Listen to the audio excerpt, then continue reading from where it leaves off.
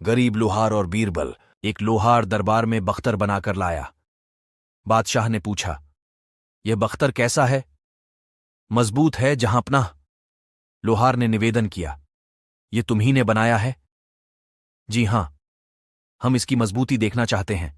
अगर यह मजबूत हुआ तो तुम्हें इनाम देंगे, कमजोर हुआ तो दूसरा बनाकर लाना होगा।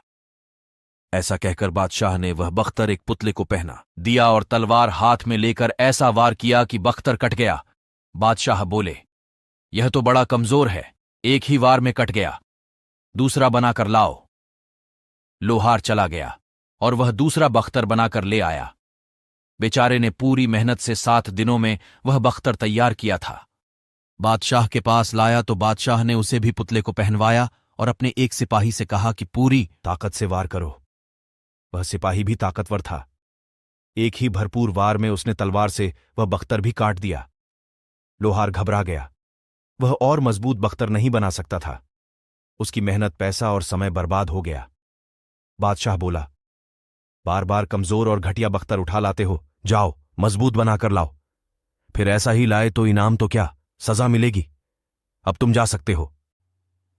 घबराया हुआ लोहार सीधा बीरबल से मिला और अपनी दर्द भरी कहानी सुना दी। बीरबल से बोला, राजा जी, मेरा पैसा, वक्त और मेहनत 2 बार बेकार जा चुकी है। गरीब आदमी हूं, अब तो सजा भी मिलने की बात आ गई है, जबकि इससे मजबूत बख्तर बन नहीं सकता। पता नहीं कैसे कट जाता है। लड़ाई तक में मेरे बनाए गए बख्तर कारगर साबित हुए हैं। बीरबल जानते थे कि लड़ाई में इस तरह आराम से अपना बख्तर कोई सैनिक नहीं कटवाता जैसे बुत कटवा लेता है, क्योंकि बुत बचाव नहीं कर सकता। बुत पर वार करने वाले को डर नहीं होता है, इसलिए बुत को पहनाया गया बख्तर काटा जा सकता है, भले ही वह मजबूत हो। बीरबल ने लोहार को समझाया, तुम खुद उसे पहनना और जब कोई वार करे तो तुम भी चीख मारकर झपटना। वार करने वाला झिझक जाएगा, वार कमजोर हो जाएगा और बख्तर नहीं कटेगा। लोहार सारी बात समझ गया। उसने ऐसा ही किया। वह बख्तर बनाकर ले गया। उसने बीरबल द्वारा बताई गई तरकीब काम में ली। इस बार बख्तर नहीं कटा। बादशाह ने बख्तर स्वीकार कर दिया और फिर उसे इनाम देते हुए पूछा, यह तरकीब किसने बताई है? उसने बीरबल का नाम बता दिया। बादशाह खुश हो गया।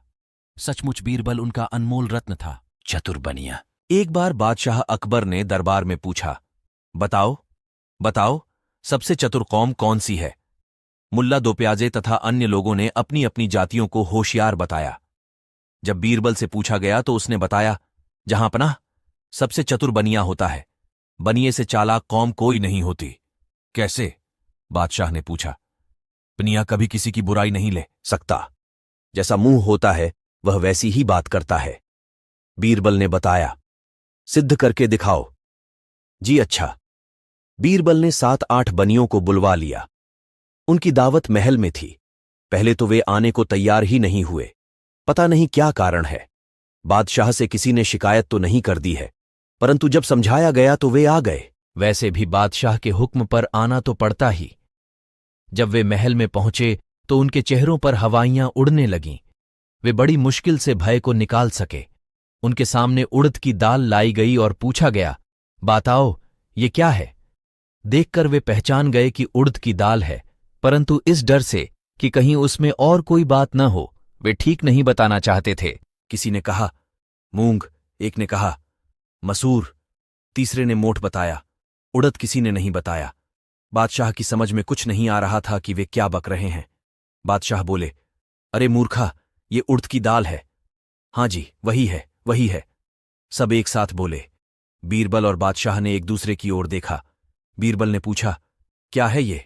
जी वही जो बादशाह ने बताया। क्या बताया? हमें तो याद नहीं रहा हुजूर। अब बादशाह ने पूछा, बीरबल, यह उड़द की दाल क्यों नहीं कहते? वहम के कारण। बीरबल बोला, इन्हें वहम है कि दाल में कोई बात है। ये चालाक हैं। अब तो आप मान गए। बादशाह ने इनाम देकर उन्हें भगा दिया। हाँ बीरबल, ये सबसे चालाक हैं। वहम और शक के कारण उड़द की दाल नहीं कहा। दूसरा यह भी कि हम कुछ और न कह दें, इसलिए जो हमने कहा था वही बताया। सब एक साथ बोले और हमारी हां में हां मिलाई। कहानी अच्छी लगी हो तो वीडियो को लाइक और चैनल सब्सक्राइब करना ना भूलें। वीडियो देखने के लिए धन्यवाद। आपका दिन शुभ हो।